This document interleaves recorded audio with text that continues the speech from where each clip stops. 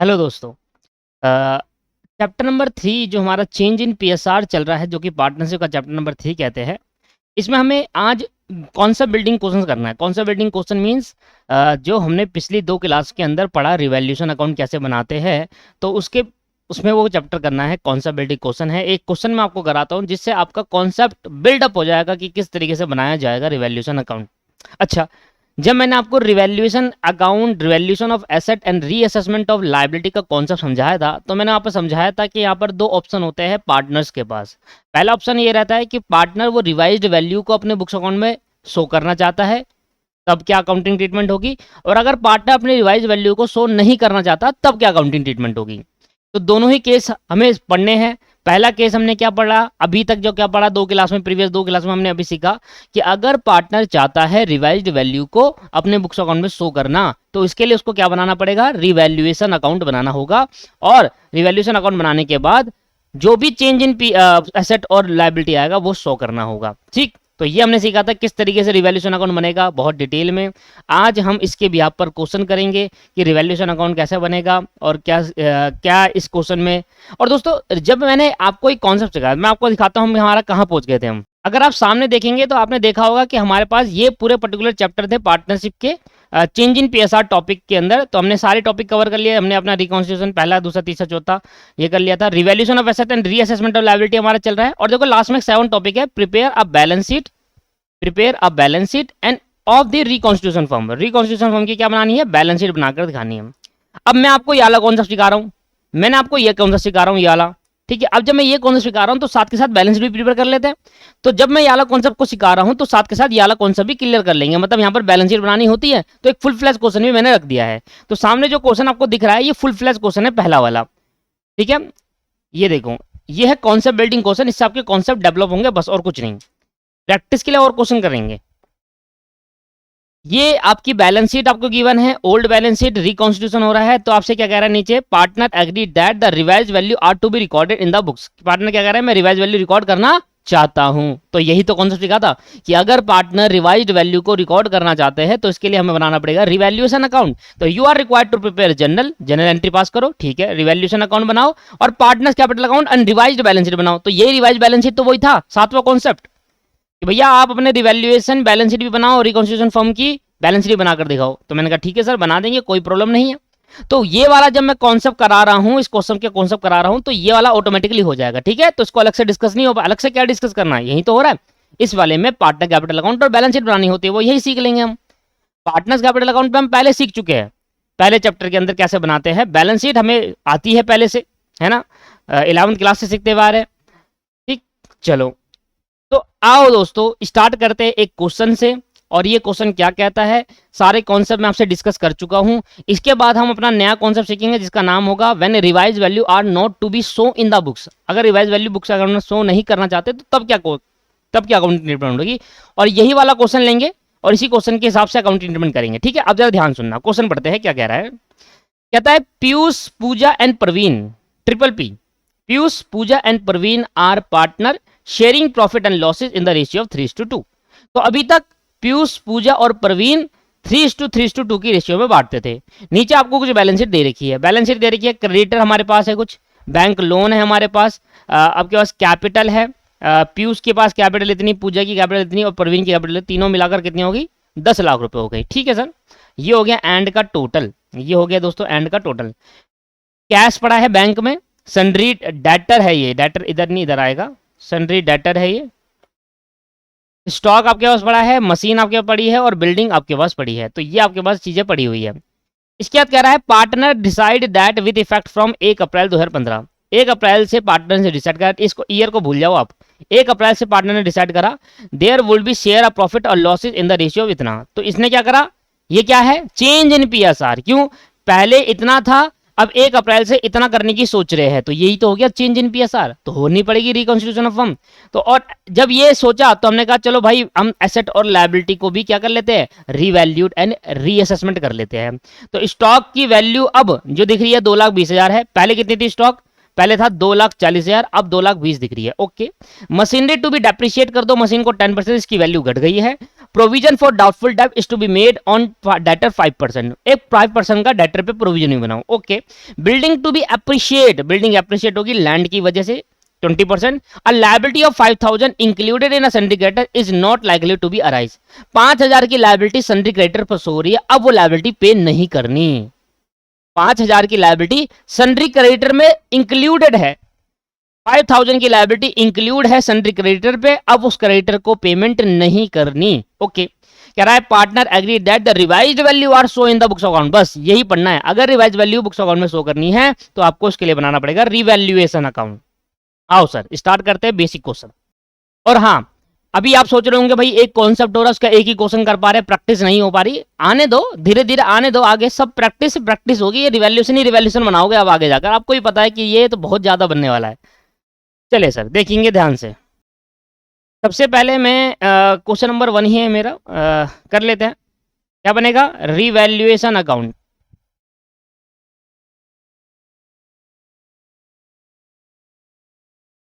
Revaluation account, अच्छा revaluation account में क्या शो करते हैं? Change in asset and change in liability, और जो भी नेट प्रॉफिट और नेट लॉस होगा उसको हम डिस्ट्रीब्यूट कर देंगे। अब धीरे धीरे बड़े बड़े क्वेश्चन भी आएंगे दोस्तों, तो उसके लिए आप प्रिपेयर हो जाइए। पर्टिकुलर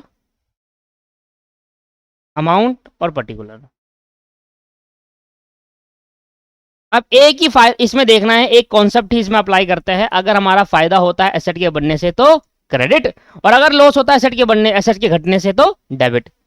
फायदा होगा तो क्रेडिट करूंगा, लॉस होगा तो डेबिट करूंगा, यही कॉन्सेप्ट अपनाता है रिवैल्यूएशन अकाउंट। आओ सर, रिवैल्यूएशन अकाउंट क्या कहता है? सबसे पहले स्टॉक वैल्यू, स्टॉक मेरे लिए क्या है? एसेट। पहले एसेट मेरे बैलेंस शीट में कितने की सो रही थी? 2,40,000 की, अब कितने की हो गई? 2,20,000 की। बताओ एसेट बढ़ गई या कम हो गई? सर कम हो गई। और क्या हुई? स्टॉक कम हुआ, तो क्या लिखेंगे? कम करने के लिए लॉस हो गया, तो कहां लगेंगे? To stock. Decrease in stock नहीं कहेंगे, सिर्फ टू स्टॉक ले देंगे। डिक्रीज डेबिट करने का मतलब ही डिक्रीज है, तो आप ये लिखेंगे डिक्रीज इन स्टॉक।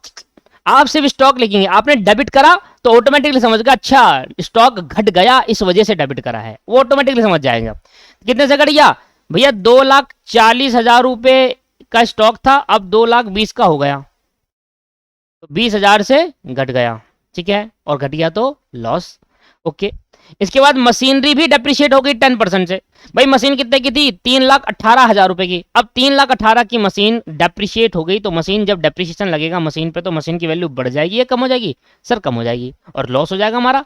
तो कितना लगेगा भाई? 3,18,000 रुपए की मशीन है और इस पर 10% का डेप्रिशिएशन लगेगा, ये आ गया 31,800 रुपए का हमारा लॉस हो जाएगा। 31,800 से मेरी मशीन की वैल्यू डिक्रीज हो जाएगी।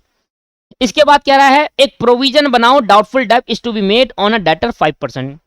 अच्छा, जब डेटर मेरा अभी कितने के शो हो रहे हैं? ऊपर देखो, डेटर अभी मेरे जो शो हो रहे हैं वो 88,000 के हो रहे हैं। ओके, इसके लिए हल्का सा वर्किंग नोट बनाता हूं, वैसे जरूरी नहीं है। मैंने कहा सर डेटर मेरे अभी 88,000 के शो हो रहे हैं, समझिए। प्रोविजन बनाने का मतलब क्या है? प्रोविजन जब भी हम डेटर बनाते हैं इसका पर्पस ये होता है प्रोविजन का कि हम फ्यूचर में होने वाले लॉसेस को आज ही मान रहे हैं। हमें लगता है कि 5% डेटर हमें उन पे डाउट है, 5% डेटरों पे हमें डाउट है कि हमें पैसा नहीं देंगे, और अगर आप इसका लग रहा है कि आपको 5% डेटर पैसा नहीं देंगे तो आप इसका प्रोविजन बना लो। क्या मतलब हुआ प्रोविजन बनाने का? कि अगर डेटर 88,000 के है तो इसमें से आप लेस कर दो, less provision for doubtful date, provision for doubtful date at the rate 5%। क्या मतलब हुआ? मतलब ये कि अगर हमारे पे 88,000 के डेटर है, इसमें से 5% डेटर हमें पैसा नहीं देंगे फ्यूचर में, ऐसा हमें लग रहा है ना, तो फिर भाई क्या कहता है? प्रूडेंस कॉन्सेप्ट कहता है कि फ्यूचर में होने वाले लॉसेस को आज मान लो। तो अगर मुझे लग रहा है कि 88,000 का 5%, 88,000 के मेरे डेटर है, उसका 5% निकाला तो 4,400 रुपए, तो मेरा जो 4,400 रुपए आया, ये 4,400 रुपए माइनस करने के बाद कितना आ गया? नेट डेटर मेरे पास आया सर इतना, आपके पास 83,600। मुझे ऐसा लग रहा है कि 88,000 में से 4,400 ऐसे डेटर के अमाउंट है जो हमें फ्यूचर में नहीं मिलेगा, और फ्यूचर में हमें लग रहा है ये हमारा लॉस हो सकता है। तो as per prudence concept future के होने वाले लॉसेस को आज ही मान लेंगे। तो बताओ ये लॉस की वजह से क्या हुआ, एसेट बढ़ गई या कम हो गई। जो डेटर 88,000 रुपए किसी पैसा लेना था, डेटरों से कितना लेना था 88,000 रुपीज, अब कितना मिलेगा मुझे 83,600। तो बताओ डिक्रीज इन एसेट हो गया नहीं हो गया। यस सर, फ्यूचर में होने वाले लॉसेस को आज मानते हैं, या आज लॉस नहीं हुआ फ्यूचर में होगा, पर प्रूडेंस कॉन्सेप्ट के हिसाब से आज मानेंगे, इसलिए इसको डेबिट साइड पे भेज देंगे। क्लियर है या नहीं है। As per prudence concept, as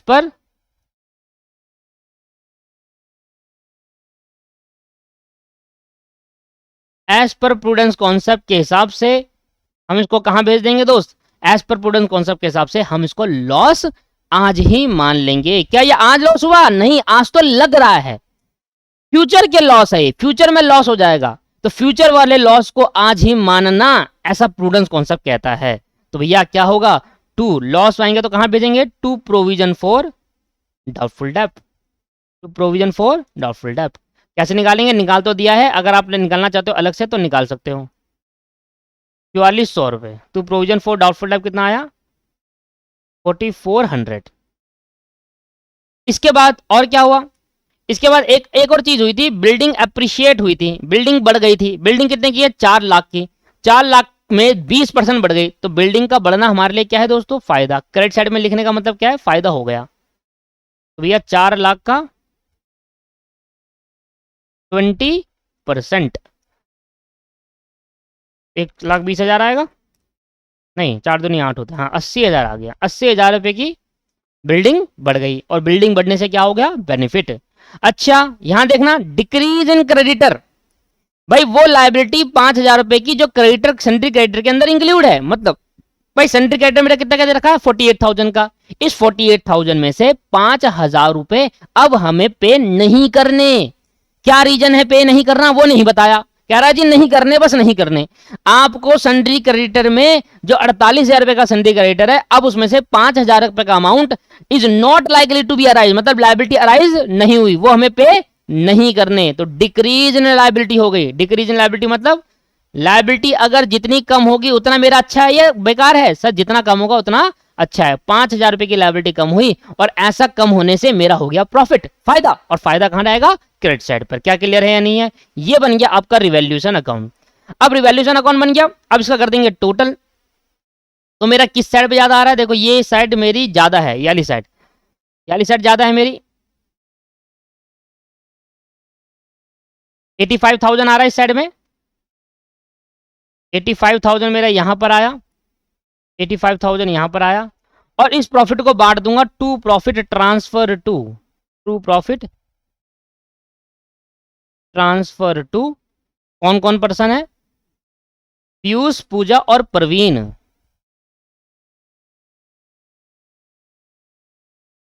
Piyush, पूजा और प्रवीण।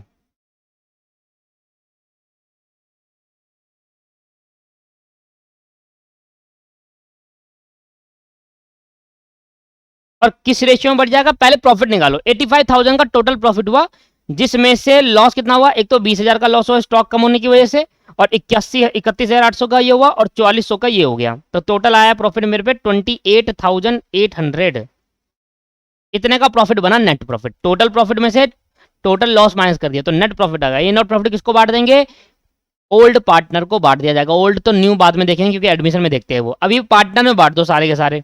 अच्छा सारे पार्टनर बांट देंगे तो क्या होगा दोस्त, सारे पार्टनर बांट देंगे तो 3:3:2 की रेशियो बटेगा। क्यों, क्योंकि ओल्ड रेशियो बटेगा ना। हम क्या चाहते हैं, रिकॉन्स्टिट्यूशन पहले होने से पहले सारे प्रॉफिट और लॉसेस को बांट दो, रिजर्व वगैरह को सब बांट दो। चलो तो मैंने कहा 28,800 3:3:2 का मतलब हो गया 3 और 3 6 और 2 8, तो 8 से करेंगे डिवाइड और मल्टीप्लाई करेंगे 3 से, ये आ गया 10,800। ये भी आएगा 10,800, 3:2 है, और डिवाइड बाई 3 मल्टीप्लाई बाई 2, ये आ गया 7,200 रुपये। एक बार जब इसको टोटल भी कर लिया करो, 10,800 प्लस 10,800 प्लस 7,200, ये आ गया 28,800। तो ओल्ड रेशियो में बढ़ता है, किस रेशियो में बढ़ता है, ओल्ड रेशियो में। बनिए रिवैल्यूएशन अकाउंट, खत्म। यही तो पिछली क्लास में सीखा था, बस कैसे बनाएंगे, बस यही खत्म हो गया। अब इसकी बहुत प्रैक्टिस करेंगे दोस्तों, पहले पार्टनर्स कैपिटल अकाउंट भी बनाते हैं।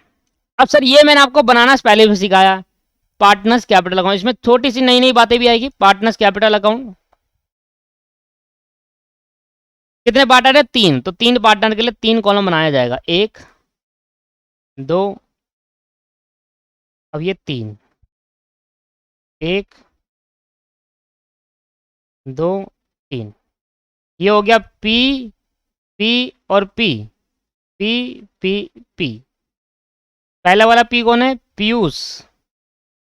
दूसरा वाला पूजा जी है ये तो। और तीसरा कौन है भैया? प्रवीण जी है भाई, प्रवीण जी। लो भाई प्रवीण जी आओ।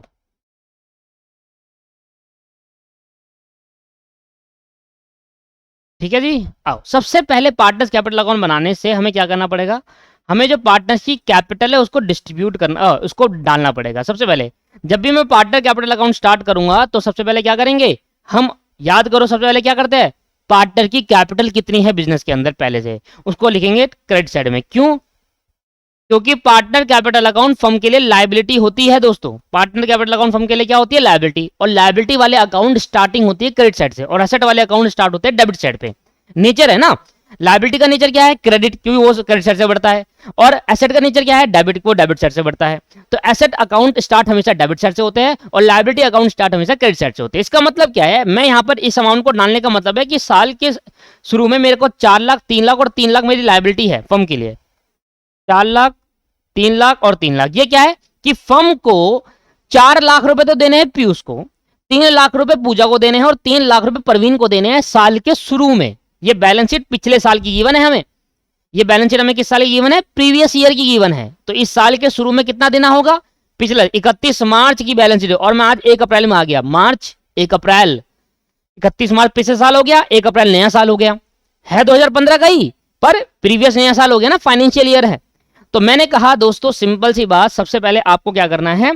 सबसे पहले बैलेंस सीडी बीडी जो है साल के शुरू में कितना देना है पैसा फर्म को, वो देखेंगे। ये फर्म के पॉइंट से बनाना। बहुत सारे स्टूडेंट जब पार्टनर कैपिटल अकाउंट बनाते हैं पार्टनर के पॉइंट से सोचने लग जाते हैं। नहीं दोस्तों, फर्म के पॉइंट से सोचो। क्या फर्म के ऊपर लायबिलिटी है या नहीं, ये बताओ सर। यस सर, लायबिलिटी है। फर्म को पीयूष को 4 लाख रुपए देने हैं, पूजा को 3 लाख रुपए और प्रवीण को 3 लाख रुपए देने हैं। तो ये फर्म के ऊपर लायबिलिटी बन गई। तो फर्म की लायबिलिटी किस साइड से होगी? डेबिट साइड या credit side? Sir credit side पे। अच्छा, लायबिलिटी को बढ़ाऊंगा तो और क्रेडिट, और लायबिलिटी को घटाने के लिए डेबिट। क्लियर हो गया ये? ठीक। अब देखो, साल के शुरू में 4 लाख रुपए पीयूष को देने थे, 3 लाख रुपए पूजा को देने थे और 3 लाख रुपए प्रवीण के है। ये हमारी लायबिलिटी है, फर्म की लायबिलिटी। हम फर्म के पॉइंट ऑफ व्यू से सोचेंगे, ठीक है। अब ड्यूरिंग द ईयर क्योंकि मैं रिकॉन्स्टिट्यूशन कर रहा हूं तो एसेट में होने वाला चेंज और लायबिलिटी में होने वाला चेंज की वजह से मुझे प्रॉफिट हुआ। और वो प्रॉफिट जब मैंने डिस्ट्रीब्यूट करा तो पीयूष के हिस्से में आया 10,800, पूजा के हिस्से में 10,800 और प्रवीण के हिस्से में 7200। तो ये भी तो प्रवीण, पूजा और उसका है, पीयूष का। तो जब मैं इसको बांटूंगा सर, मैं क्या करूंगा? रिवैल्यूएशन प्रॉफिट को पार्टनर्स कैपिटल अकाउंट में बांटना है। सर बांटने के लिए क्या करा आपने? डाल दिया ना, profit transfer to Piyush capital account, Pooja capital account, Praveen capital account. तो डालने के लिए उनके कैपिटल अकाउंट भी तो बढ़ाओ। सिर्फ दिखाने से थोड़ा होता दोस्तों, डालना भी तो पड़ेगा। इसलिए जब एक अकाउंट से दूसरे अकाउंट में ट्रांसफर करा जाता है तो क्रॉस ट्रांसफर होता है दोस्तों। अगर प्रॉफिट यहां है तो यहां ट्रांसफर होगा, अगर लॉस यहां है तो यहां ट्रांसफर होगा। ये क्लियर हो गया? अब यहां पर ट्रांसफर क्यों करा गया? अब सोचो, मेरे को पीयूष को देने हैं 4 लाख रुपए तो कैपिटल के नाम पे जो प्रीवियस ईयर तक शो हो रहे हैं। 4 लाख रुपए साल के शुरू में मुझे देने हैं कैपिटल। इस साल रिकॉन्स्टिट्यूशन की वजह से कुछ नेट प्रॉफिट हुआ, 10,800 पीयूष को और देने होंगे। रिवैल्यूएशन प्रॉफिट है। क्या है? Revaluation profit by revaluation account लिखते हैं यहां पर, क्योंकि ये प्रॉफिट कहां से ट्रांसफर होकर रहा है? रिवैल्यूएशन अकाउंट से। तो और कितना आया? पीयूष को देने हैं भाई 10,800 और पूजा को भी देने हैं 10,800। और जब मैं इनको पैसे दूंगा तो मेरी लायबिलिटी और बढ़ जाएगी। देने हैं ना, प्रॉफिट, रिवैल्यूएशन प्रॉफिट हो गया। ये रिवैल्यूएशन के प्रॉफिट के नाम के पैसे दूंगा पीयूष को, तो पीयूष को दूंगा, अभी दिया नहीं, दूंगा, तो इसलिए मेरी लायबिलिटी और बढ़ गई। 4 लाख तो साल के शुरू में देना था और 10,800 इस साल और देना पड़ गया। तो कितना हो गया टोटल? ये हो गया टोटल 3 लाख 10,800 इसको देने थे और 7200 रुपए इसको देने थे। अब जब ये होता है तो उसके बाद देखिए कि क्या कोई बैलेंस शीट में रिजर्व है? रिजर्व क्यों ऐसा क्यों देखना? क्योंकि जब भी बैलेंस शीट के अंदर रिजर्व होगा, सुनना ध्यान से, तो क्या बताया था एक्यूमुलेट प्रॉफिट एंड रिजर्व के अंदर, जब भी रिकॉन्स्टिट्यूशन होगा अगर बैलेंस शीट में कोई रिजर्व दिखता है तो उसको ओल्ड रेशियो में बांट देना। यही तो बताया था। अभी मुझे बैलेंस शीट में कहीं पर भी रिजर्व नहीं दिख रहा, अभी मुझे बैलेंस शीट में कहीं भी रिजर्व नहीं दिख रहा, कहीं भी मुझे लॉस नहीं दिख रहा। समझ में आ रहा है नहीं आ रहा? तो अभी मेरे पे रिजर्व नहीं है। अगर क्वेश्चन के अंदर रिजर्व दिखता है, गुडविल दिखती है, ये सभी ट्रीटमेंट, वो सारी ट्रीटमेंट जो मैंने करवाई थी, गुडविल का ट्रीटमेंट क्या करना है, रिकॉन्स्टिट्यूशन में कैसे बांटना है, सैक्रिफाइसिंग रेशियो में बांटना है। रिजर्व अगर आते हैं तो क्या करना है, ओल्ड रेशियो में बांट दो रिकॉन्स्टिट्यूशन होने से पहले। ये रिकॉन्स्टिट्यूशन हो रहा है तो रिकॉन्स्टिट्यूशन होने से पहले क्या क्या करना है, रिकॉन्स्टिट्यूशन होने से पहले गुडविल अगर है तो उसको सैक्रिफाइसिंग रेशियो में बांटना है, अगर रिजर्व है तो उसको बांट देना है ओल्ड रेशियो में, और अगर रिवैल्यूएशन एसेट और लायबिलिटी का जो भी चेंज आएगा उसको नेट प्रॉफिट डिस्ट्रीब्यूट कर देना है। ये सब करना है दोस्तों, ठीक है। जैसे जैसे क्वेश्चन आगे बढ़ेगा वैसे वैसे करेंगे, पर अभी यहाँ पर नहीं है कुछ भी, ठीक है। जैसे जैसे आएगा वैसे वैसे सिखाया जाएगा, ऐसा नहीं है कि नहीं सिखाएगा, आपको परफेक्ट बना देंगे रिवैल्यूएशन अकाउंट और कैपिटल अकाउंट में, क्योंकि आगे बहुत सारे क्वेश्चन है जिसमें हमें करना है। ये बात ध्यान रखना दोस्तों, जितना चैप्टर के अंदर पढ़ा वो सब एक साथ आएगा। अब कैसे भाई, रिकॉन्स्टिट्यूशन कर रहा हूं, क्वेश्चन के अंदर गुडविल का अमाउंट हुआ तो क्या करना चाहिए, गुडविल को सैक्रिफाइसिंग या गेनिंग रेशियो में डिस्ट्रीब्यूट करना चाहिए। और अगर क्वेश्चन के अंदर पहले से रिजर्व दिख रहा है, वर्कमैन कंपनसेशन, वो भी ट्रीटमेंट करेंगे। आईएफआर दिख रहा है, उसका भी ट्रीटमेंट होगा। तो सभी ट्रीटमेंट एक साथ आएंगे। अभी कोई नहीं है तो अभी मैंने कहा अभी मेरे पास कोई भी ट्रीटमेंट नहीं है, तो अभी टोटल कर दो कि भैया मुझे साल के एंड में, इस साल के शुरू में मुझे इतना देना था, इस साल मैंने इतना और इन्होंने अर्न करा तो फर्म को इतना और देना होगा। तो अब फर्म को, पीयूष को 4,10,800 देने होंगे। 4 लाख तो साल के शुरू में लायबिलिटी थी और 10,800 और बन गए क्योंकि प्रॉफिट हुआ रिवैल्यूएशन। इसको 3,10,800 देने होंगे, इसको 3,07,200 देने होंगे। तो ये आ गया आपके पास, और यही सेम टोटल यहां लिख देना, और उसको बोलेंगे टू बैलेंस सीडी। और जो टू बैलेंस सीडी होगा, ये बैलेंस सीडी ट्रांसफर होगा कहां पर, ये बैलेंस सीडी बैलेंस शीट में जाएगा। मतलब साल के एंड में ये बच गया, क्योंकि और कोई भी प्रॉफिट नहीं हुआ, कोई भी लॉसेज नहीं हुआ, गुडविल का ट्रीटमेंट अभी नहीं है और रिजर्व्स का ट्रीटमेंट भी नहीं है। ये 4 बातें आपको याद रखनी है, एक तो रिवैल्यूएशन का ट्रीटमेंट, एक गुडविल का ट्रीटमेंट, एक रिजर्व का ट्रीटमेंट। ये 3 बातें आपके पास, हाँ, और कोई प्रॉफिट और लॉस होगा वो डालना है आपको। ये 4-5 बातें आपको ध्यान रखनी है कभी भी कैपिटल अकाउंट बनाओगे तो अभी कुछ भी नहीं था, सिर्फ रिवैल्यूएशन प्रॉफिट हुआ था, वो दे दिया उनको। जब उनको दूंगा तो मेरी लायबिलिटी और बढ़ जाएगी। ये चीज यहां पर लिख देना वापसी, है ना। तो कितने की लायबिलिटी बढ़ी, अब मेरे को पीयूष को कितना देना है, 4,10,800, और ये कितना देना है, 3,10,800 देना पूजा को, और इसको कितना है, 3,07,800 प्रवीण को देना है। तो ये मेरी लायबिलिटी और बढ़ गई। तो साल के शुरू में 4,3,3 थी, इस साल के ड्यूरिंग द ईयर 10,800 7200 और कमाया तीनों पार्टनर ने। जब और देना होगा तो टोटल अब इतना पैसा देना होगा। अभी इनकी कैपिटल इतनी हो गई।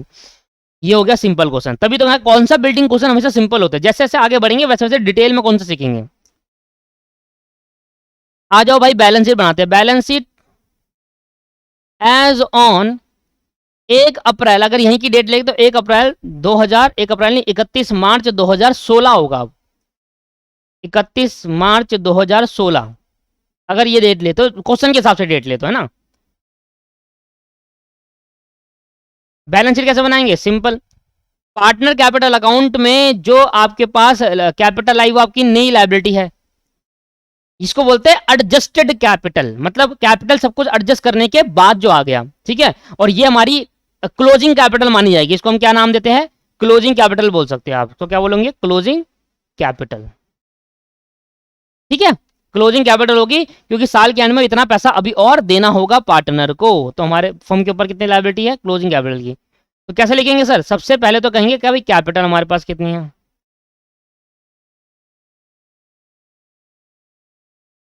पीयूष, पूजा और प्रवीण। पीयूष, पूजा और प्रवीण। अच्छा, क्या मुझे रिवाइज वैल्यू शो करनी है, हाँ, ये बन गई रिवाइज्ड बैलेंस शीट। क्यों, अब मैं इसमें रिवाइज्ड वैल्यू डालूंगा, जो जो घटी वो घटाऊंगा, जो जो बड़ी वो बढ़ाऊंगा, ठीक है। तो उसको बोलते हैं रिवाइज्ड वैल्यू पे शो करना बैलेंस शीट के अंदर।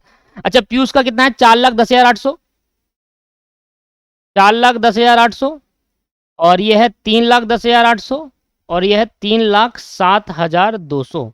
ऐड कर देंगे सर, टोटल कितना हो गया, 4,10,800 प्लस 3,10,800 प्लस 3,07,200, ये आ गया 10,28,800।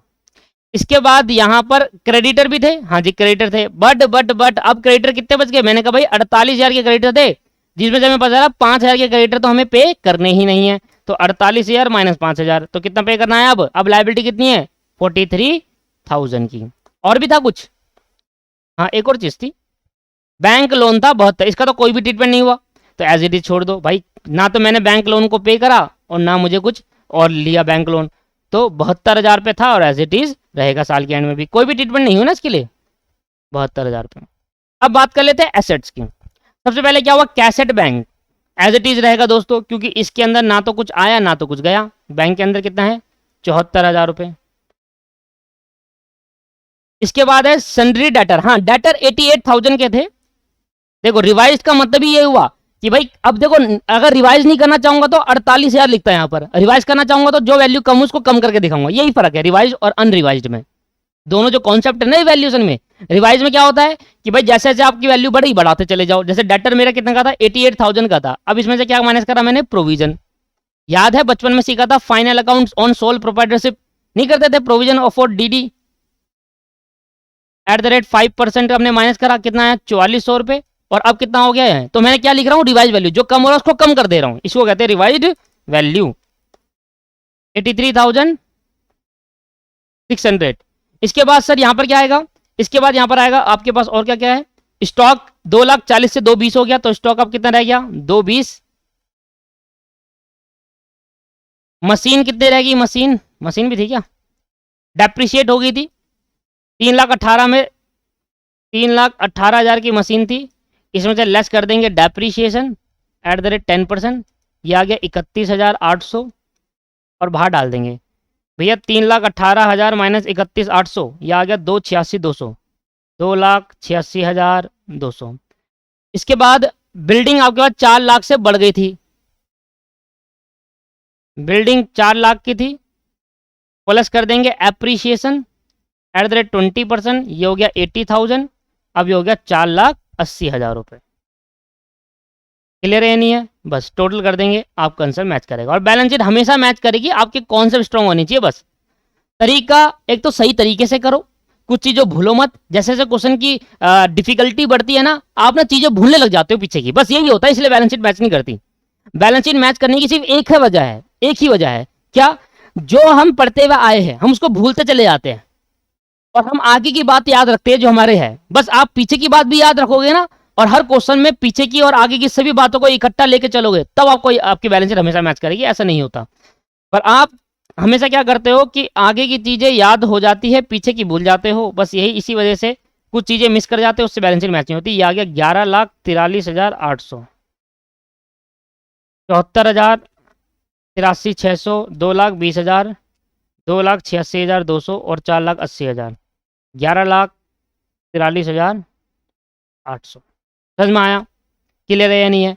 तो प्रीवियस क्लास के अंदर जो मैंने आपसे कॉन्सेप्ट डिस्कस करा था, उसका एक बेसिक क्वेश्चन कराया। ये बेसिक है दोस्तों, मैं खुद कहूंगा ये एडवांस भी नहीं, क्योंकि ना तो इसमें गुडविल था ना कुछ था। तो ये बेसिक क्वेश्चन है, बस बेसिक क्वेश्चन इसलिए कराया जाता है कि हाँ ठीक है, आपका कॉन्सेप्ट थोड़ा डेवलप हो गया। बस एडवांस धीरे धीरे होता है, ऐसा नहीं होता कि आपको सीधा ही हैवी क्वेश्चन करा दिया जाए।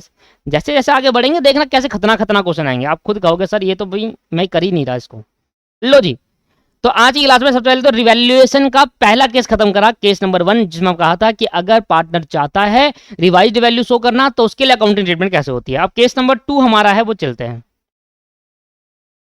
केस नंबर 2 क्या है, पार्टनर कह रहा है कि भाई मैं रिवाइज्ड वैल्यू को बुक्स अकाउंट में शो नहीं करना चाहता। याद है मैंने केस, दोनों केस करवाए थे।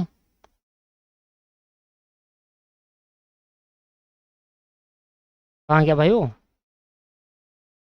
अच्छा केस नंबर 1, केस नंबर 2 तो लिखवाया नहीं था, ये रहा not to record the revised value of asset and liability in the books of firm. भाई वही वाला केस कह रहा हूँ कि अगर पार्टनर चाहता है रिवाइज वैल्यू को तो हमने सीख लिया, और अगर पार्टनर नहीं चाहेगा रिवाइज वैल्यू तो तब कैसे करेंगे, सिंपल है, तब रिवैल्यूएशन अकाउंट नहीं बनता। रिवैल्यूएशन अकाउंट तभी बनेगा जब रिवाइज्ड वैल्यू बुक्स अकाउंट में शो करना चाहते हो। तो फिर क्या करेंगे, तो फिर हम एक एडजस्टमेंट एंट्री पास करते हैं। ऐसा सीखते हैं लिखेंगे सर, लिखना, when revised value, when revised value of asset and liability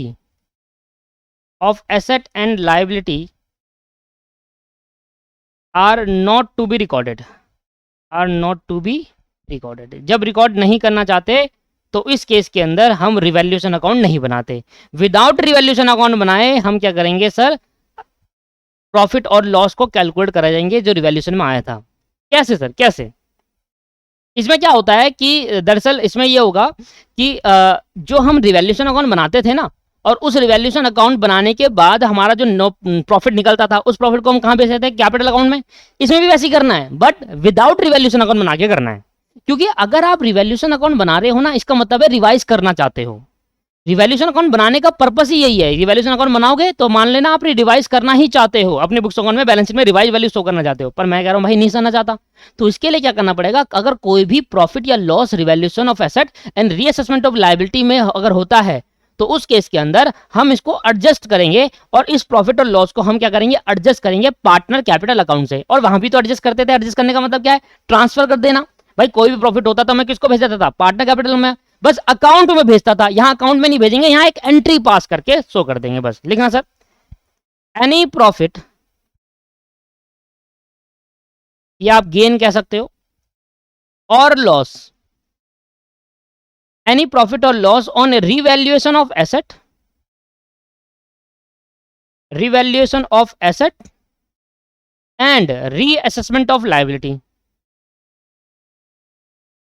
and reassessment of liability. Sir ये ना बहुत सिंपल है, बस यहां अकाउंट ना बनाकर विदाउट अकाउंट हमें प्रॉफिट और लॉस निकालना, बस इतना सा है। Reassessment of liability is adjusted through partner capital account, through partner adjusted through partner capital account by passing an adjustment entry, by passing an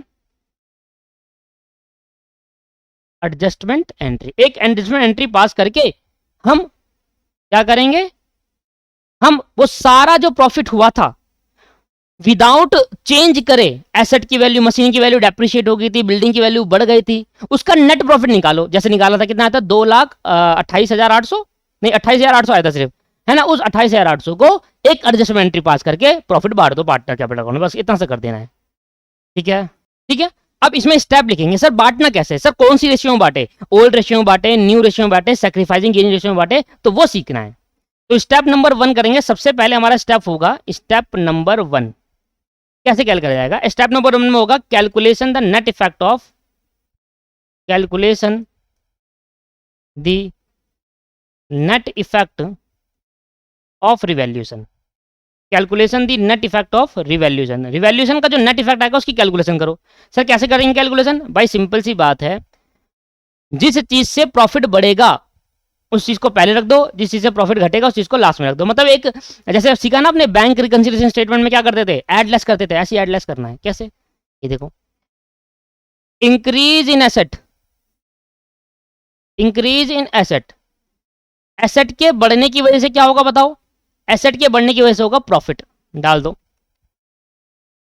फिर और किससे प्रॉफिट होता है, लायबिलिटी के घटने की वजह से, decrease in liability, decrease in liability, liability के घटने की वजह से क्या होगा, प्रॉफिट होगा।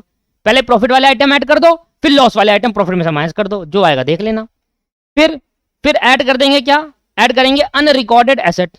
इन 3 चीजों की वजह से क्या होता है दोस्त, प्रॉफिट बढ़ता है नहीं बढ़ता बताओ। एसेट का बढ़ना प्रॉफिट हो गया, एसेट बढ़ेगा तो फायदा है, लायबिलिटी कम होगी जितनी उतना फायदा है, और कोई एसेट जो हमने रिकॉर्ड नहीं कर दिया अब हमें पता आ रहा है हमारी एसेट बन गई तो वो भी मान लिया फायदा है। तो जितना एसेट आपने रिकॉर्ड करा वो आ गया आपके पास फायदा। जब इसको आप टोटल कर दोगे, इस टोटल को हम नाम देंगे, इस टॉपिक को नाम देंगे प्रॉफिट ऑन रिवैल्यूएशन। रिवैल्यूएशन करने का क्या हुआ, प्रॉफिट हुआ, ठीक है, ये नाम देंगे। अब इसमें से माइनस कर देंगे क्या, लॉसेस। अब किस किस वजह से लॉस होता है, लेस करते चले जाओ, बस यहां कुछ नहीं करना, यहां प्रॉफिट वाले आइटम को एक साथ कर दो, लॉस वाले आइटम को उसमें माइनस कर दो। बट फर्क क्या है, फर्क यह है कि बांटे किस में, वहां पर किसमें बांट रहे थे, ओल्ड रेशियो में, यहां नहीं बांटेंगे ओल्ड रेशियो में, यहां बांटेंगे सैक्रिफाइसिंग और गेनिंग रेशियो में। इसका रीजन क्या है, क्यों बांटते हैं ऐसा, वो भी सीखेंगे। बताओ लायबिलिटी किस किस, अगर डिक्रीज इन एसेट होगा तो लॉस होगा, डिक्रीज इन एसेट, एसेट के घटने की वजह से लॉस हो जाएगा दूसरा, और इंक्रीज इन लायबिलिटी की वजह से क्या होगा, लॉस होगा। और अनरिकॉर्डेड लायबिलिटी, पहले मेरे पास लायबिलिटी नहीं थी मेरी बुक में, एकदम भी लायबिलिटी अराइज होगी, फायदा घाटा है सर, घाटा है। और रिवैल्यूएशन एक्सपेंसेस, ओहो एक्सपेंस ऑन रिकॉन्स्टिट्यूशन, दोनों इंक्लूड कर दिया मैंने, ठीक है, एक्सपेंस ऑन रिकॉन, मतलब जो जो उसमें आते थे रिवैल्यूएशन में, वो भी डाल दो। इन सभी की वजह से मेरा प्रॉफिट क्या हो जाएगा, कम हो जाएगा। कम करने के बाद क्या आ जाएगा, नेट प्रॉफिट या नेट लॉस। अगर आंसर पॉजिटिव आया तो प्रॉफिट है, क्योंकि अगर मैं ज्यादा में से कम माइनस करूंगा तो प्रॉफिट, और अगर आंसर नेगेटिव आया तो लॉस आया। तो यहां पर क्या आएगा, नेट इफेक्ट। नेट इफेक्ट क्या होगा, प्रॉफिट या फिर लॉस ऑन रिवैल्यूएशन। ठीक है, ये मेरा आ गया प्रॉफिट, सिंपल। ये तो कोई दिक्कत नहीं है इसमें भाई, सारे प्रॉफिट वाले आइटम को एक साथ रख दिए, उसमें से माइनस कर दिए लॉस वाले आइटम। तो अगर 10,000 मेरा टोटल प्रॉफिट हुआ और 8,000 का लॉस हुआ तो 2,000 का प्रॉफिट बच गया नेट। और अगर 10,000 का प्रॉफिट हुआ टोटल और 12,000 का लॉस हो गया तो 2,000 का नेगेटिव लॉस आ गया। ठीक है ना, ये तो क्लियर है। स्टेप नंबर 1 में सबसे पहले क्या करेंगे, नेट इफेक्ट दिखाएंगे रिवैल्यूएशन का। दिखा दिया सर, इसमें हमारा प्रॉफिट आएगा या फिर लॉस आएगा वो निकाल लो। निकालने के बाद स्टेप नंबर 2 में निकालो सैक्रिफाइसिंग या गेनिंग रेशियो। फाइंड सैक्रिफाइसिंग या फिर gaining profit sharing ratio.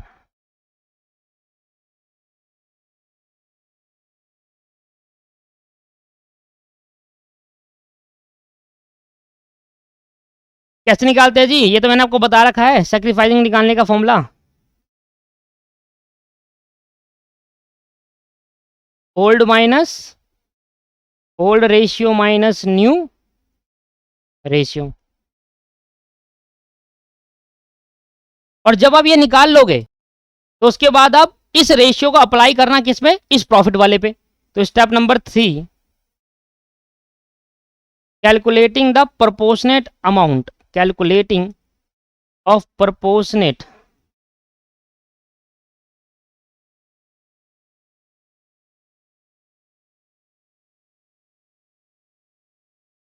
Calculating the proportionate amount of net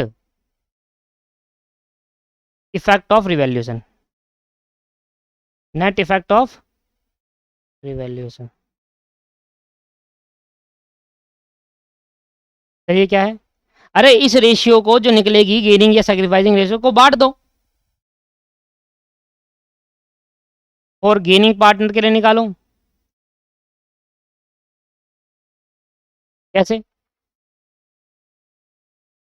net effect जो आएगा रिवैल्यूएशन का उसको मल्टीप्लाई कर दो गेनिंग रेशियो से, जो भी आएगी।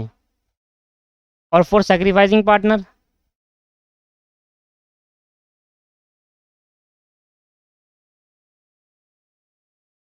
जो भी नेट इफेक्ट आएगा उसको मल्टीप्लाई कर दो सैक्रिफाइसिंग रेशियो से। और जब आप निकाल लोगे अमाउंट, और जब ये अमाउंट निकाल लोगे तो कंपनसेट एंट्री पास करना तो आती है, जो गेन करेगा वो क्या होगा, उसको कंपनसेशन करना पड़ेगा भैया। ये लो, pass the adjustment entry.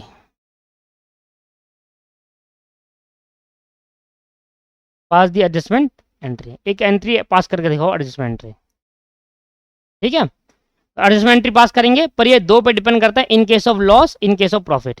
In case of profit, profit होगा तो क्या होगा, और इन केस ऑफ लॉस। एक एंट्री सिखा दूंगा तो उसका वाइसा वर्सा होगा ना। अगर मैं प्रॉफिट वाली एंट्री सिखा दूं आपको तो इसका उल्टा ही होता है लॉस का हमेशा। ठीक है, चलो, तो ये एंट्री मुझे करवानी है, पर ये एंट्री, ये सारी चीजें क्या है वो आपको समझाने के लिए एक एग्जांपल लेते हैं। एग्जांपल क्या, ऊपर वाला क्वेश्चन ही लेते हैं। देखो अगला क्वेश्चन, देखो क्या कह रहा है। कह रहा है in above question partner agree that the revise value of liability are not to be recorded in the books और you are required to effect the pass a single journal entry also prepare the revise balance sheet. एक तो आप revise balance sheet बना दो और एक single journal entry pass करके दिखा दो। ओके, तो सबसे पहले क्या करना है आपको, आपको स्टेप नंबर 1 में क्या सिखाया था, क्वेश्चन नंबर कर रहे हैं 2,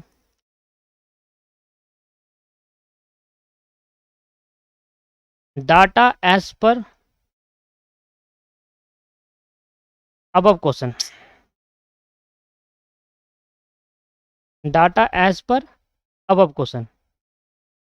जो डाटा लिया जाएगा ऊपर वाले क्वेश्चन के हिसाब से लिया जाएगा। ठीक है, अब सबसे पहले क्या करूंगा, calculation the net effect of, करो उसमें जल्दी से, calculation the net effect of revaluation. Revaluation का नेट इफेक्ट दिखाओ। अब सबसे पहले वो अमाउंट लो जिससे प्रॉफिट हुआ था। तो मैंने कहा सर सबसे पहले मेरा हुआ था क्या, मेरा क्या बढ़ गया था सर, मेरी आई थिंक बिल्डिंग बढ़ गई थी।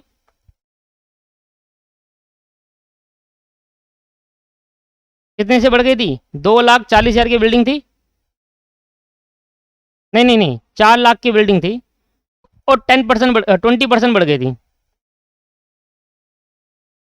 तो कितने का फायदा हुआ मेरे को सर, 80,000 रुपये का फायदा हुआ। इसके बाद वो लाइबिलिटी डिक्रीज होती, डिक्रीज इन लाइबिलिटी कैसे, सन्ड्री क्रेडिटर 48,000 रुपये के थे जिसमें से 5,000 मुझे पे नहीं करने, तो मेरा फायदा हो गया था। ये हो गया प्रॉफिट ऑन रिवैल्यूएशन।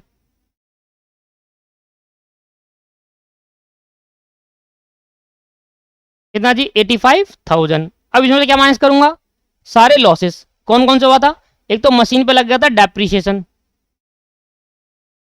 कितने की थी मशीन, 3,18,000 रुपये की। इसका निकाल दो 10% डेप्रीशिएशन, ये जाएगा 31,800। स्टॉक 20,000 से कम हो गया था, माइनस कर दो, मेरे स्टॉक कम हो गए, लॉस हो गया नहीं हो गया, हो गया। 2,40,000 का स्टॉक था, अब ये 2,20,000 का हो गया, तो मतलब मेरे स्टॉक की वैल्यू कम होगी, मेरा लॉस हो गया, 20,000 माइनस कर दो। यहाँ तक तो मुझे पता है कि कोई प्रॉब्लम नहीं आ रही, ये तो मैं वही चीज़ें कर रहा हूँ, बस अकाउंट नहीं बनाकर वैसे कर रहा हूँ, सिंपल कैलकुलेशन माइनस। इसके बाद प्रोविजन बनाना था, प्रोविजन फॉर डाउटफुल डेप्ट 88,000 रुपये की था डेटर थे, और 5% आपका प्रोविजन बनाना था, ये आ गया 4,400 रुपये। माइनस करने पे अगर आंसर पॉजिटिव आता है तो मेरा क्या है, प्रॉफिट ऑन रिवैल्यूएशन, और प्रॉफिट ऑन रिवैल्यूएशन ही आएगा, मैं कर चुका हूँ ना ये क्वेश्चन। सर यहाँ तक कोई प्रॉब्लम है क्या आपको, यहाँ तक कोई प्रॉब्लम नहीं है, ये तो पहले से कर चुके हैं, बस अकाउंट ना बनाकर सिंपल उसमें कर रहे हैं स्टेटमेंट फॉर्मेट में। ये आ गया 28,800। अब निकालूंगा मैं क्या, सेक्रीफाइसिंग रेशियो। देखो अगर आप रिवाइज्ड वैल्यू को नहीं चेंज करना चाहते, इसका मतलब आप क्या कर रहे हो, आप रिकॉन्स्टिट्यूशन होने दे रहे हो। रिकॉन्स्टिट्यूशन होने दे रहे हो इसका मतलब क्या है, आप रिकॉन्स्टिट्यूशन से पहले प्रॉफिट को डिस्ट्रीब्यूट नहीं कर रहे। व्हेन रिवाइज वैल्यू को आप जब चेंज नहीं, रिवाइज वैल्यू को शो नहीं करना चाहते, when revise value not show in the books of account, इसका मतलब यह है कि आप रिकॉन्स्टिट्यूशन से पहले अपने प्रॉफिट को डिस्ट्रीब्यूट नहीं करना चाह रहे, और आप अपनी बैलेंस शीट में वो रिवाइज वैल्यू भी शो नहीं करना चाह रहे। तो इसका मतलब कि आप क्या करोगे, जो भी आपके पास रिवैल्यूएशन प्रॉफिट होगा उसको क्या कर रहे हो, बांट रहे हो आफ्टर रिकॉन्स्टिट्यूशन। अब जब आफ्टर रिकॉन्स्टिट्यूशन बांटोगे तो क्या होगा दोस्तों, तो न्यू रेशियो में बटना चाहिए था। अब न्यू रेशियो में बटेगा, और बट एक्चुअल में बटना चाहिए ओल्ड रेशियो में। सुनना ध्यान से, मैं क्या कर रहा हूं, वही वाला कंसेप्ट बना रहे हैं जैसे पहले मैंने सिखाया था कि हम क्यों रिवैल्यूएशन करते हैं, क्यों रीअसेसमेंट करते हैं। पहली वाली क्लास रिवैल्यूएशन की, वहां क्या बताया था मैंने, अगर मैं रिवैल्यूएशन ऑफ एसेट या रीअसेसमेंट को, जो मेरा नेट प्रॉफिट होगा, अगर मैं इसको ओल्ड रिकॉन्स्टिट्यूशन से पहले बांट दूं तो मेरे को इतना प्रॉफिट होगा, इतना मिलेगा। मान लो एक 10 लाख रुपए है, अगर मैं हमारा ओल्ड रेशियो था 1:1, मैंने 5 आपको दिए, 5 मेरे को लिए। अब क्या हुआ, अब न्यू रेशियो आ गई, न्यू रेशियो आ गई तो मैं क्या कह रहा हूं भाई, न्यू रेशियो रिकॉन्स्टिट्यूशन कर दो, उसके बाद बांटो। अगर मैं उसके बाद बांटूं तो क्या होगा, उसके बाद बांटेंगे मतलब एसेट की वैल्यू में चेंज नहीं कर रहे, तो एसेट ऐसी चली जा रही है, एसेट ऐसी चली जा रही है। समझ लो आप, दोबारा समझे एक बार। एसेट मेरी मान लेते हैं 5 लाख की थी, अगर मैं रिवैल्यूएशन कर दूं, अगर मैं रिवैल्यूएशन कर दूं तो रिवैल्यूएशन करने का मतलब क्या है, जो भी फायदा घाटा हुआ है, मान लो अब एसेट होगी मेरी 8 लाख की, तो कितने का इंक्रीज हुआ, 3 लाख का। ये इंक्रीज जो है ये आप शो कर दो। वो कह रहा नहीं मुझे नहीं शो करना, ये मुझे तो भाई 5 लाख पे दिखानी है। अगर आप 5 लाख पे दिखाना चाहते हो तो ये इंक्रीज दिखाओगे ही नहीं। जब इंक्रीज नहीं दिखाओगे तो कोई प्रॉफिट और लॉस नहीं होगा, है ना। जब अपनी बुक्स अकाउंट में 8 लाख दिखाओगे तभी तो बोलोगे हाँ मेरा 3 लाख से बढ़ गई एसेट, तभी तो बांटोगे प्रॉफिट में। अब ये कह रहा है कि नहीं जी मुझे नहीं करना, मुझे तो भाई 5 लाख पे ही शो करना है, 5 लाख पे ही। अब ऐसा करने से क्या होगा, ऐसा करने से कभी फ्यूचर में अगर आप चाहते हो कि भाई मुझे नहीं शो करना, मुझे 5 लाख पे ही शो करना है, रिवाइज वैल्यू पे शो नहीं करना, तो इस केस के अंदर क्या होगा, इस केस के अंदर होगा कि अगर फ्यूचर में कभी आपने रिवाइज वैल्यू पे चेंज करा ना तो न्यू रेशियो में करोगे, बांटोगे, फिर जो भी प्रॉफिट होगा न्यू में बटेगा। और अगर आप अभी चेंज कर रहे हो तो अभी जो भी प्रॉफिट होगा वो किसमें बटेगा, ओल्ड में, बिफोर रिकॉन्स्टिट्यूशन। अभी रिकॉन्स्टिट्यूशन हो रहा है, अभी क्या हो रहा है, रिकॉन्स्टिट्यूशन ऑफ फॉर्म हो रहा है। ध्यान समझो, दोबारा समझो। अभी रिकॉन्स्टिट्यूशन ऑफ फर्म हो रहा है, और अगर मैं अभी रिकॉन्स्टिट्यूशन ऑफ फर्म के टाइम पर अगर मैं रिवाइज्ड वैल्यू शो करना चाहता हूं, चेंज करना चाहता हूं रिवाइज्ड वैल्यू पे, तो क्या होगा? तो ये होगा कि जो भी उसमें से अगर प्रॉफिट वगैरह आता है तो उसको मैं ओल्ड रेशियो में बांट दूंगा, रिकॉन्स्टिट्यूशन से पहले बांट दिया जाएगा वो ओल्ड रेशियो में। और अगर मैं अभी कोई चेंज नहीं करना चाहता और फ्यूचर में आगे जाकर चेंज करूंगा, तो फ्यूचर में आगे जाकर चेंज करोगे तो गड़बड़ ही नहीं हो जाएगी? गड़बड़ होगी ये कि रिकॉन्स्टिट्यूशन के टाइम से पहले अगर चेंज कर दे तो ओल्ड रेशियो में बढ़ता, और रिकॉन्स्टिट्यूशन के बाद रिवाइज वैल्यू चेंज करोगे कभी फ्यूचर में आगे, तो अगर फ्यूचर में, तो वहां जो प्रॉफिट होगा लॉस होगा वो न्यू में बटेगा, तो लॉस हो जाएगा इससे। भाई 10 लाख का है, भाई 3 लाख रुपए है, इसमें 1.5 लाख आपको मिलना चाहिए, 1.5 मेरे को मिलना चाहिए। अगर मैं after reconstitution revise value change करना चाहूँ कभी फ्यूचर में, तो इस 3 लाख को न्यू रेशियो में बांटेंगे, वो 2:1 है, 2 मुझे मिलेगा, 1 आपको मिलेगा, तो आपका तो लॉस हो जाएगा 50 का, मुझे बेनिफिट हो जाएगा। इसलिए कहा अगर आप रिवाइज वैल्यू चेंज नहीं करना चाहते कोई बात नहीं, इसमें रहने दो, पर जो चेंज की वजह से प्रॉफिट और लॉस होगा उसको बांट लेंगे भाई हम। जो चेंज की वजह से प्रॉफिट और लॉस होगा उसको बांट लेते हैं, है ना? जो चेंज की वजह से क्या होगा, प्रॉफिट और लॉस होगा, उसको बांट देते हैं। अब क्या हुआ, अब जरा ध्यान सुनना, रिकॉन्स्टिट्यूशन के बाद क्या हुआ, रिकॉन्स्टिट्यूशन के बाद क्या हुआ, इस प्रॉफिट को हमने क्या कर दिया, न्यू रेशियो में बांट दिया। ओल्ड रेशियो में बढ़ना चाहिए था हमने, मतलब समझो रिवाइज्ड वैल्यू चेंज नहीं होगी, रिवाइज वैल्यू पे शो नहीं करना चाहता, इसका मतलब क्या है कि मैं रिकॉन्स्टिट्यूशन से पहले उस रिवाइज्ड वैल्यू जो इंक्रीज हुआ उसको बांटना नहीं चाहता। ठीक, आज मेरा रिकॉन्स्टिट्यूशन हुआ, मैं जितनी टाइम लगेगा, मेरे को अभी ऐसा लग रहा है कि मैं समझा नहीं पा रहा, अब समझाते, ध्यान से सुनना। रिकॉन्स्टिट्यूशन होता है अगर आप रिवाइज वैल्यू को चेंज शो करना चाहते हो तो उसका जो प्रॉफिट होगा वो आप ओल्ड रेशियो में बांट दोगे, और अगर आप रिवाइज वैल्यू को चेंज नहीं करना चाहते, इसका मतलब यह है कि अभी नहीं करना चाहते, आफ्टर रिकॉन्स्टिट्यूशन कभी फ्यूचर में आपने चेंज करा तो वो किस में बढ़ गया होगा, न्यू में बढ़ गया होगा।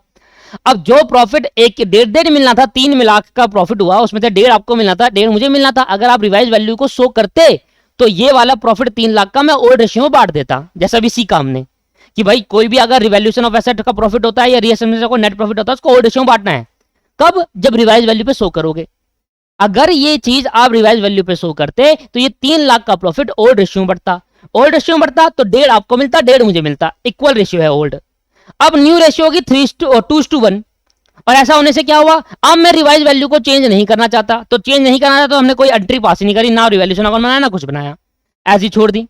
तो भैया अब आगे जाकर ये प्रॉफिट किस में बढ़ गया होगा, न्यू रेशियो में बढ़ गया होगा, अगर आगे जाकर रिवाइज करा होगा तो न्यू रेशियो में बढ़ गया होगा। अब जब 3 लाख की चीज न्यू रेशियो में बढ़ी होगी तो क्या होगा 2 मुझे मिल गया, 1 आपको मिलेगा, तो 1 आपको मिला, 2 मुझे मिल गया, 2 लाख मेरा, 1 लाख आपका। पहले कितना मिलता अगर कर देते तो 1.5 आपको मिलता, 1.5 मुझे। अब रिवाइज रिकॉन्स्टिट्यूशन के बाद बांट रहे हैं तो कैसे मिल रहा है, 1 आपको मिल रहा है, 2 मुझे मिल रहा है, मतलब मुझे 50,000 का बेनिफिट हो रहा है, आपको 50,000 का लॉस हो रहा है, बस। कहता कोई बात नहीं, आप रिकॉन्स्टिट्यूशन के बाद बांट लो, कोई प्रॉब्लम नहीं है, पर जो आपने जिसको ज्यादा बेनिफिट हुआ और जिसको ज्यादा लॉस हुआ वो आपस में कंपनसेट कर लेंगे, इसलिए ये ट्रांजैक्शन करते हैं, इसलिए हम इसको सैक्रिफाइसिंग रेशियो में बांटते हैं। क्लियर है नहीं? अगर आप रिकॉन्स्टिट्यूशन से पहले बांट दोगे तो ओल्ड रेशियो में, उसके बाद बांट रहे हो तो न्यू में बांटी होगी, तो न्यू में बांटने से क्या होगा किसी पार्टनर को फायदा और किसी पार्टनर को लॉस, तो क्या बस उसी का कंपनसेशन हम कर देंगे। क्लियर है या नहीं है? ठीक है, तो 28,800 को आपने क्या करा होगा, न्यू में बांट दिया होगा। अब जब न्यू में बांट दिया होगा तो क्या हुआ होगा कि किसी पार्टनर को फायदा हो गया होगा और किसी पार्टनर को लॉस हो गया, तो मैं निकालूंगा सैक्रिफाइसिंग रेशियो।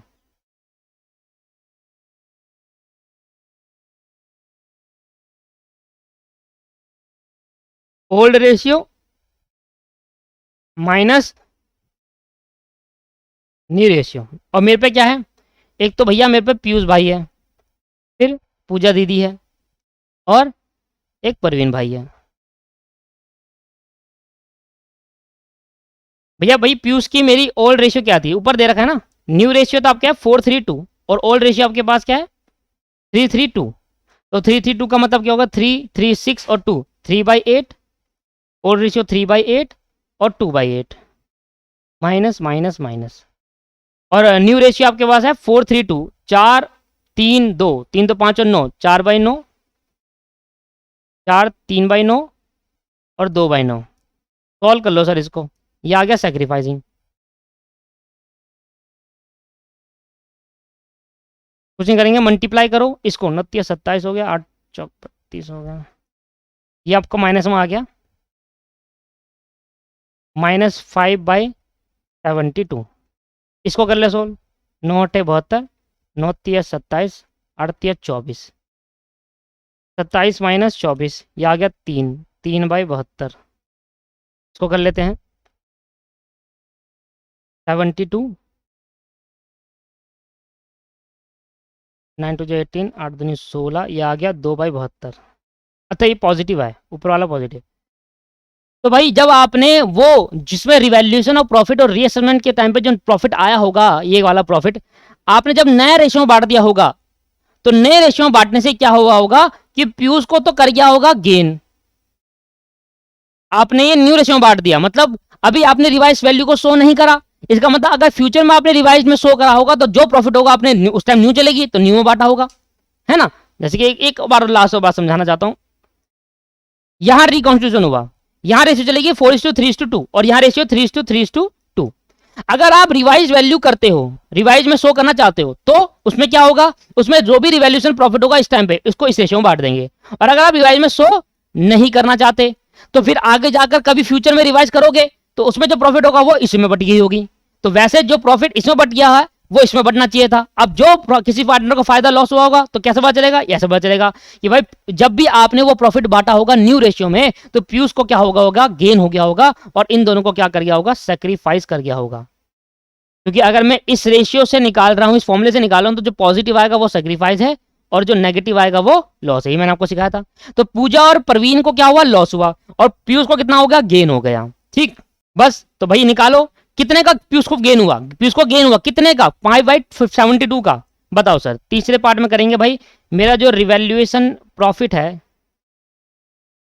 वह आया 28,800।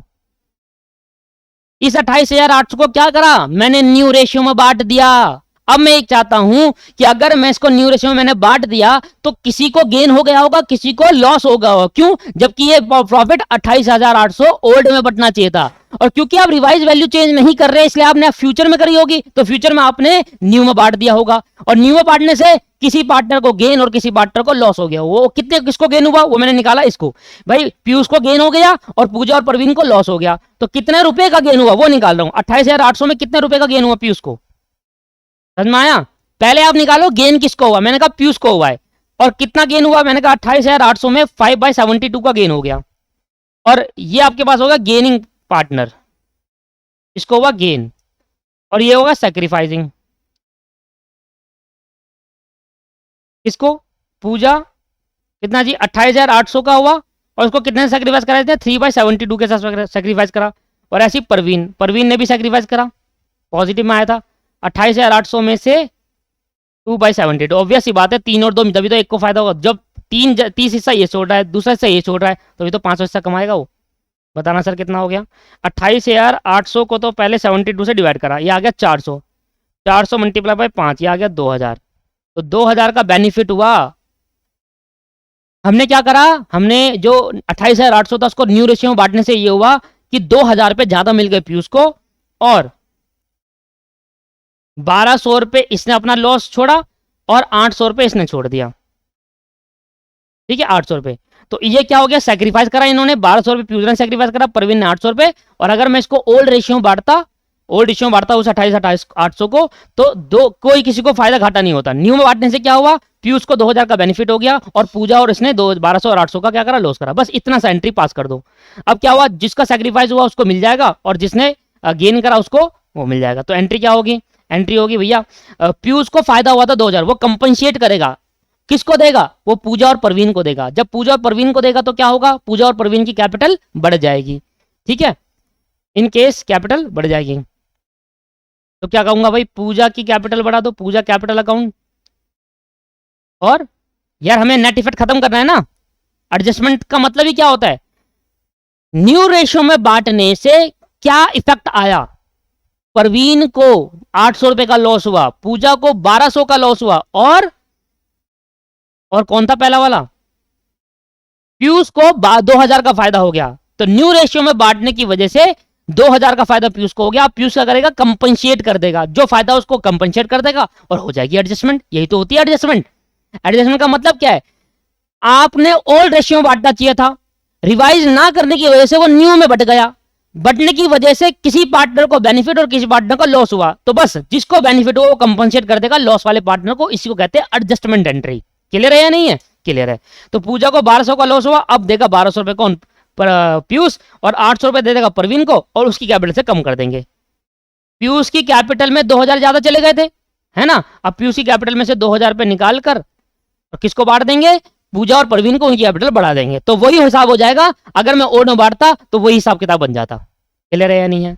क्लियर है, समझ में आया? ठीक, मैं इसमें थोड़ा और डिटेल में समझाना चाहूं तो क्या हो सकता है, देखिए अगर मैं 28,800 को ओल्ड में बांटता तो पीयूष को कितना मिलता, पूजा को कितना मिलता और प्रवीण को कितना मिलता। 28,800 को अगर मैं ओल्ड में बांटूं तो ओल्ड मेरी रेशियो है 3:3:2, तो डिवाइड बाय कर देंगे, 3 2 3 8 मल्टीप्लाई बाय 3, ये आ गया, हाँ 10,800 आया, ये भी 10,800 आया और ये आ गया 7200 रुपये। ठीक है, और मैंने क्या करा, मैंने 28,800 को रिवाइज ना करने की वजह से क्या हुआ, 28,800 फ्यूचर में रिवाइज करा होगा तो उसने न्यू में बांट दिया होगा, और न्यू मेरी है 4:3:2। 28,800 डिवाइड बाई 9 मल्टीप्लाई बाई 4, यह आ गया 12,800 डिवाइड बाई 4 मल्टीप्लाई बाई 3, यह आ गया 9600 डिवाइड बाई 3 मल्टीप्लाई बाई 2, यह आ गया 6400। आप चेक कर लो, न्यू में बांटने से क्या हुआ, जहां अगर बांटा एक्चुअल में किसमें सही क्या है, ये आपने गलती से क्या कर दिया, इसमें कर दिया, क्योंकि रिवाइज ना करने की वजह से क्या हुआ, फ्यूचर में कभी रिवाइज करोगे और फ्यूचर में चलेगी फिर न्यू रेशियो, यही चलेगी फिर, बस 1 अप्रैल से तो यही लागू होगी। आपने 1 अप्रैल से पहले बांट देना चाहता तो ऐसा होता, और 1 अप्रैल के बाद बांटोगे तो ऐसा हो गया होगा, तो क्या हो गया, इसको ज्यादा मिल गया नहीं मिल गया, यस इसने करा होगा गेन, और इन दोनों ने क्या करा, सेक्रीफाइस। और देख लो अमाउंट निकाल के देख लो, ये आएगा 2,000 रुपये, ये आएगा 1200 और ये आएगा 800 रुपये, तो इन दोनों ने सेक्रीफाइस करा, उसने गेन कर दिया। क्लियर, समझ में आया आपको? ठीक, तो एंट्री क्या होगी, एंट्री क्या होगी, अगर मैं कहता ये 2,000 रुपये का, ये 28,800 का प्रॉफिट ना होकर लॉस होता तो 2,000 का लॉस इसने ज्यादा ले लिया था और इन दोनों को लॉस कम बटा, तो लॉस के अंदर एंट्री उल्टी होगी, ठीक है ना। तो इन केस ऑफ प्रॉफिट क्या एंट्री होगी, गेनिंग पार्टनर, जिसको गेन हुआ उसकी कैपिटल रिड्यूस कर देंगे, डेबिट, और to sacrificing partner,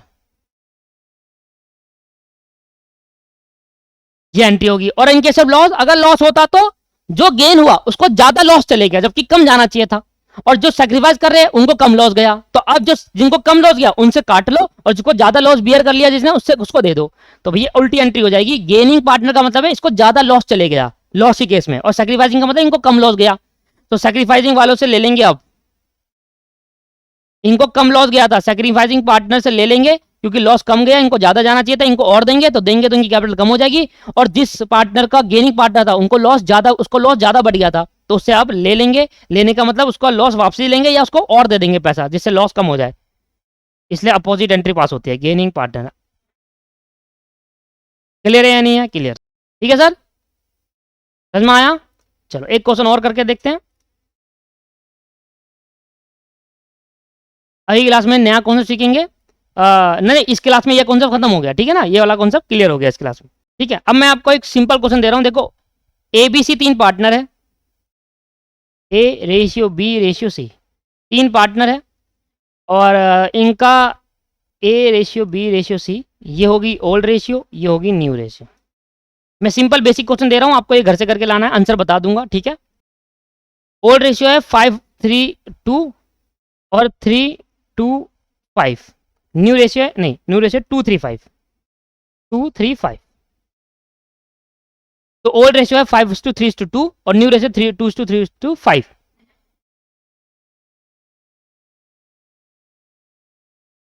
revised value not to be record in books of account.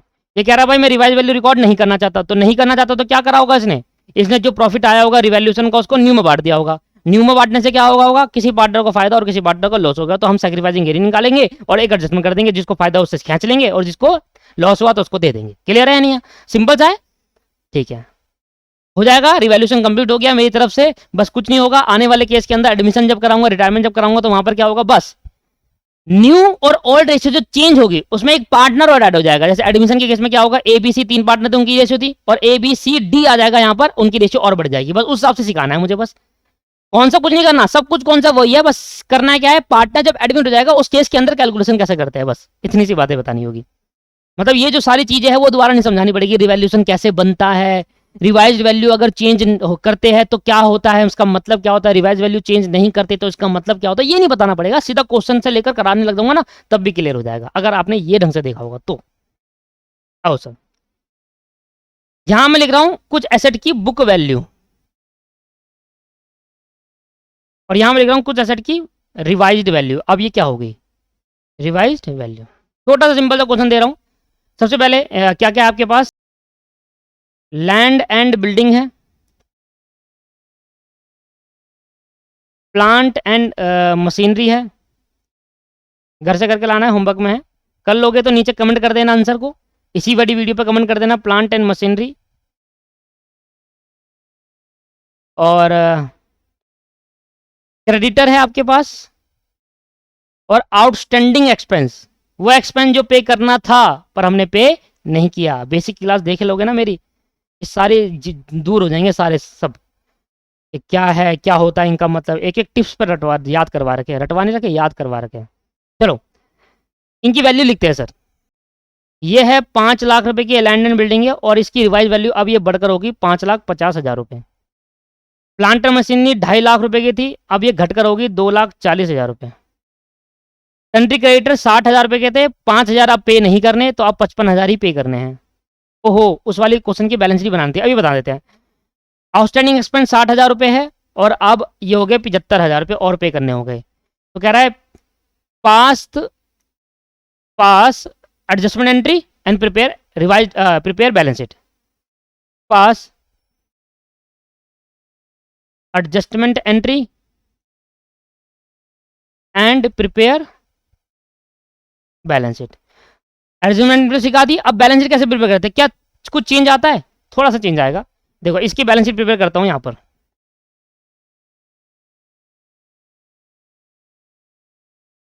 अच्छा, इसमें बैलेंस शीट प्रिपेयर नहीं होगी क्योंकि कैपिटल नहीं दे रही है, सॉरी। दे दूं क्या कैपिटल, छोड़ो यार, फिर चेक करना पड़ेगा। इसमें मत करना बैलेंस शीट प्रिपेयर, बिना कैपिटल के बैलेंस शीट कैसे प्रिपेयर हो जाएगी, हो भी जाएगी तो बराबर नहीं आएगा, एक्सट्रैक्ट होगी फिर। इसकी बैलेंस शीट बना दे क्योंकि इसमें तो प्रॉपर डिटेल थी ना, सब कुछ था। ये मेरी होगी लाइबिलिटी, ये हो गया अमाउंट, ये होगी एसेट। कुछ नहीं, सारा चेंज सिर्फ और सिर्फ कैपिटल में होगा और किसी में चेंज नहीं होगा, क्योंकि जो एडजस्टमेंट एंट्री पास करी थी उसमें इफेक्ट किस में गया था, सिर्फ कैपिटल में। बस कैपिटल में चेंज करना है, बाकी एज इट इज छाप देना है। कैपिटल जो थी मेरी किस किस की थी, पीयूष की कैपिटल से 2000 डिडक्ट करेंगे, ठीक है। पूजा की कैपिटल में 1200 ऐड करेंगे, और परवीन की कैपिटल में